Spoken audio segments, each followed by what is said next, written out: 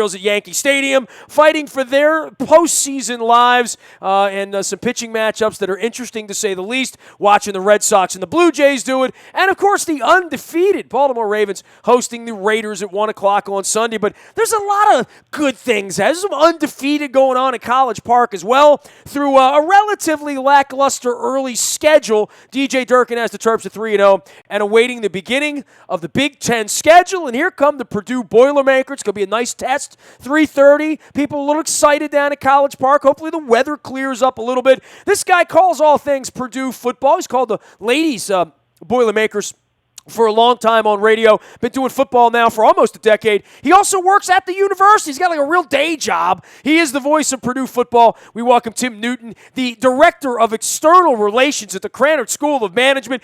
Tim, first off, welcome. I enjoyed my day on your campus back in March. Well, Nestor, thank you. All those titles you gave me, all that does is really clutter up a business card. I actually don't do anything here, but nobody's caught on to that yet. You know, it's great when I have done that for 25 years now. I haven't worked a day in my life, and don't tell anyone, but but you do.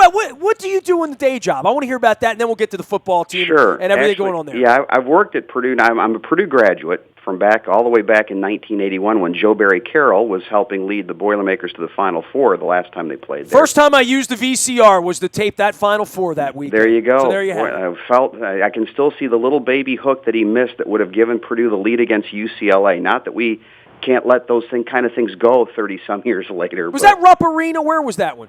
That was at Market Square in Indiana. And I was a student then, and I got, as a student season ticket holder, I got involved in the lottery to get a Final Four ticket, and I actually got one. Nice. This shows you how long ago. I did not have a car on campus, and I only had one ticket, so I actually wound up giving it to a friend of mine.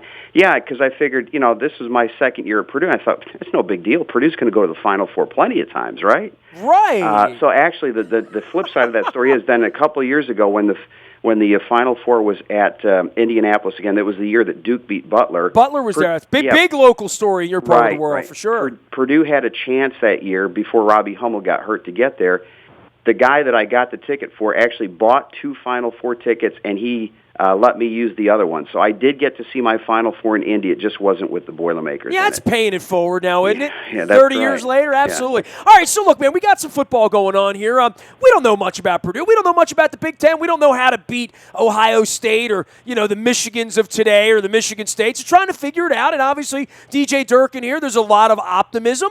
Nice results in the early part and a tough test down at Central Florida 2 weeks ago, but a well-rested Terps team trying to figure it out. And here comes Purdue, and I think a win here would sort of legitimize the Terps in some community here, and certainly at 4-0 would start to get them on the road to bowl eligible. What's going on with the Boilermakers?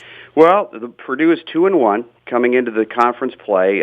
They beat Eastern Kentucky in the opener, lost to Cincinnati when they threw 5 interceptions in week 2. And then last week actually fell behind 14-3 against Nevada and came back to win 24-14. The last 2 weeks they've been -9 in the turnover battle, and that's been a big problem. I think it's a team that has a good offensive personnel and I think the ability to score some points. I think the big question right now with Purdue is on the other side of the ball.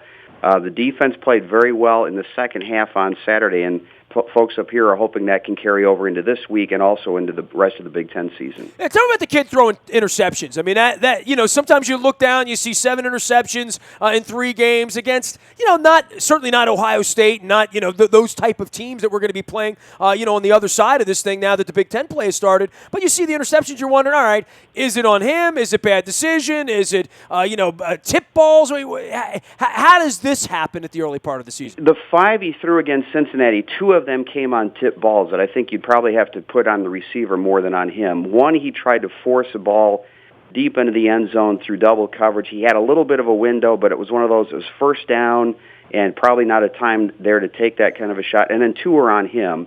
The one last week that he threw against Nevada, it was actually on Purdue's first drive. They're 2nd and goal at the 4, and he's got a fullback wide open in the flat down in the corner, and he underthrows him and gets picked off. But he's also made some awfully good throws. He's a sophomore out of Texas named David Blau, very competitive kid, pretty good arm, is not afraid to try to force the ball sometimes into some pretty tight windows. But He's a kid that's going to try and make plays, and when you do that, sometimes those plays are good and sometimes they're bad. You can't help but look at a Big Ten schedule, and we were in the ACC forever, right? So, and you remember the Big Ten before they started splitting the conferences up and doing all that stuff.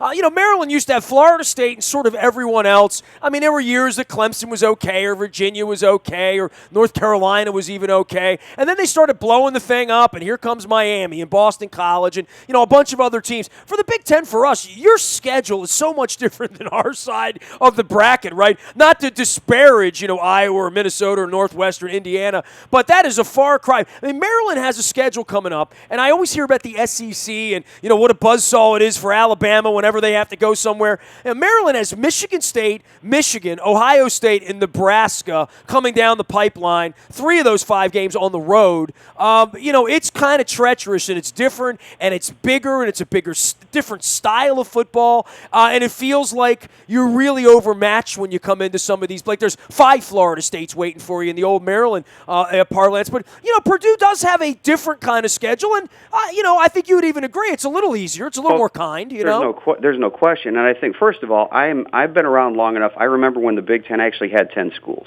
So that's been a while. But when they made the split a couple of years ago, and they went leaders, legends, and then when you guys and Rutgers came in, they basically did it geographically. And for Purdue, the great thing was the 2 schools that are kind of in the middle of the entire conference geographically are Purdue and Indiana.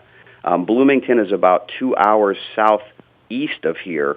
And people around here, I can tell you, were holding rosary beads and praying that when they made the split, that they would send Purdue, they would do it strictly by geographic terms, and send Purdue west and send Indiana east because of exactly what you just mentioned. You're looking every year at Michigan, Michigan State, Ohio State, Penn State, every year on your schedule. Getting into the West is probably the best thing that's happened for Purdue football since Drew Brees left here.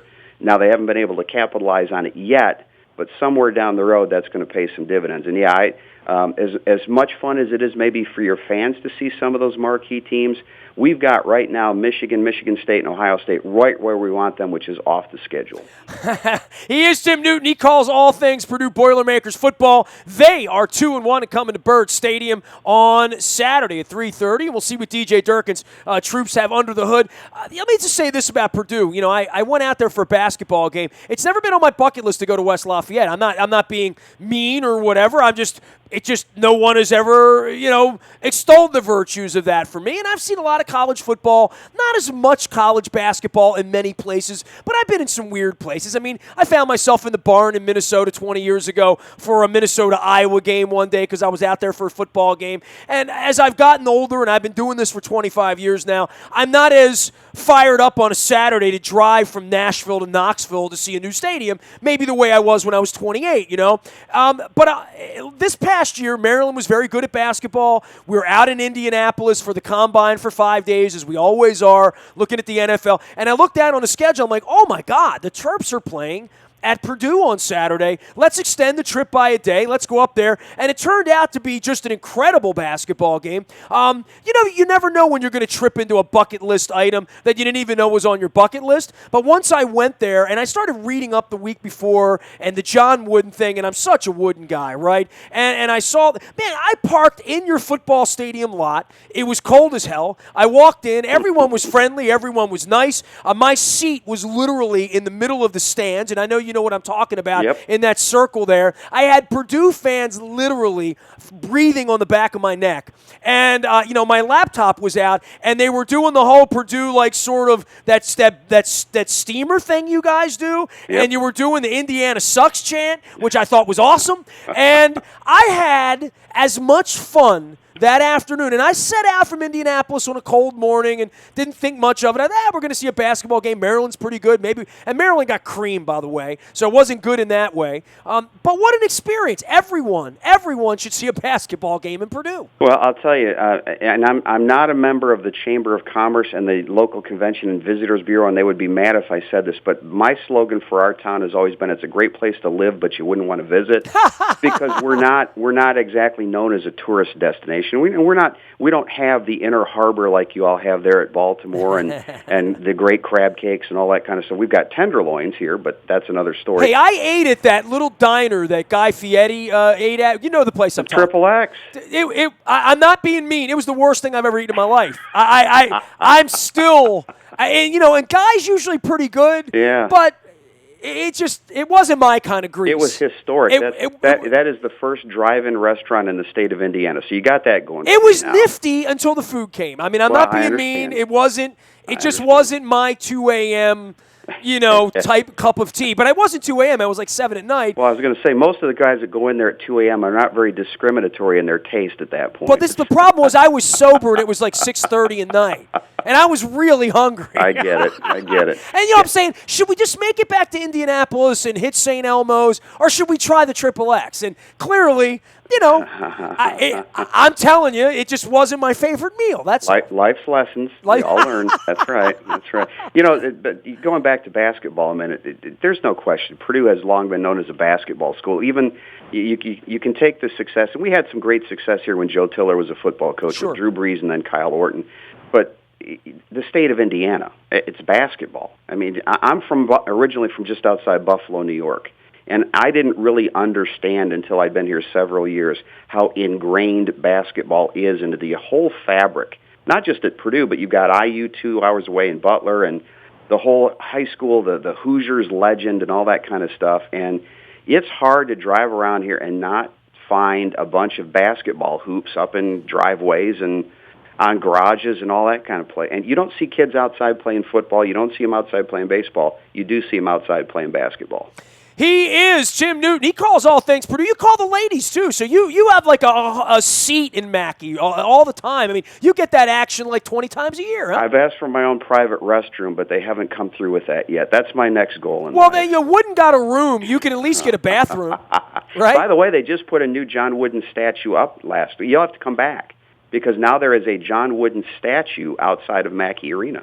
Well, I would come back to Mackey Arena anytime. I would get in the car, even on a cold night, and just drive up there to see you guys play some drag like Ohio State or Northwestern or somebody. It wouldn't matter to me because I really enjoyed the experience of it, and I've enjoyed having you on. I mean, predictions for you guys this year, obviously with the easier schedule. I mean, do you see this as an eminently winnable game to come on the road and come to College Park and win on Saturday? I really think, Nestor, that Purdue's season is going to be wrapped up in the next 2 weeks, starting Saturday's game against Maryland, and then the week after that, Purdue goes to Illinois. If they're 4-1 after these first 5 weeks, then you've got a chance to really build some excitement. If they lose these 2 games, we've got a new athletic director in town now, a guy named Mike Bobinski, who's just come in from Georgia Tech, and he is here basically right now to evaluate this football coaching staff because it has not gone well in the first 3 years plus that Darrell Hazel's been here. So. To say that these 2 games are critical to the short-term and long-term future of Purdue football, I think, is an understatement. Well, big games, big stakes on Saturday at College Park. It starts at 3:30. You can hear Tim call the game on the TuneIn Radio app, much like WNST.net. They're also available at PurdueSports.com. He is the Director of External Relations. What the heck is that, man? I mean, I need a college degree to figure that out. What is that? I work on websites and alumni stuff. They don't let me near a classroom, which is a good thing for everybody concerned. Hey, anytime we need the nerds behind the scenes, man, making the trains run and the clock show up on time. That's what we're all about. Hey, man, we'll see you at College Park on Saturday. I appreciated the visit, and, don't bring the Triple X food, but you can bring that Mackey vibe anytime. I'll do that. Thanks a lot. I loved your fans, by the way. Your fans were so much fun. It made me want to be a Purdue fan. By the way, I got to tell you this. I saw Rod Woodson that morning.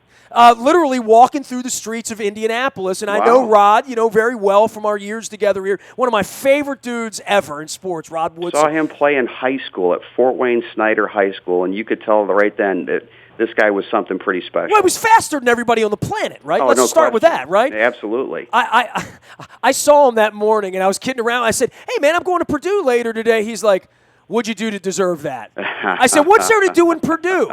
He said, nothing. And I said, people like it that way. I was down in Jacksonville over the weekend. People that live in quiet places don't want it loud. I said, Jacksonville, this is one of the more boring places on earth I've ever been. And you know what? The people here like it that way, Nice place to live, but you wouldn't want to visit. That's right. That's where I'm coming from.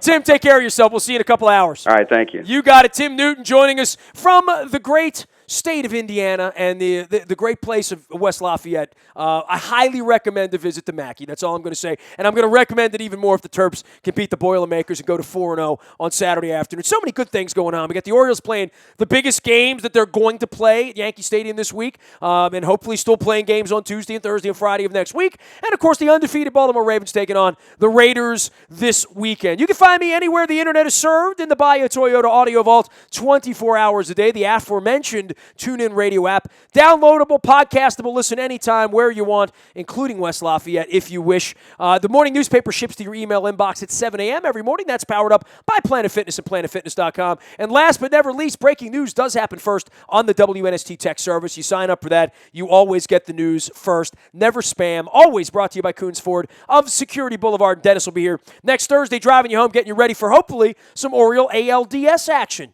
It's okay to dream a little. It's been a good season so far. It'll be a crappy season if they're not playing baseball on Tuesday or Thursday for that matter. Nasty at WNST.net reaches me. Facebook, Twitter, LinkedIn, Snapchat, Instagram, anywhere the internet is served. We are WNST.net, AM 1570, and WNST Towson, Baltimore. And we never stop talking Baltimore sports.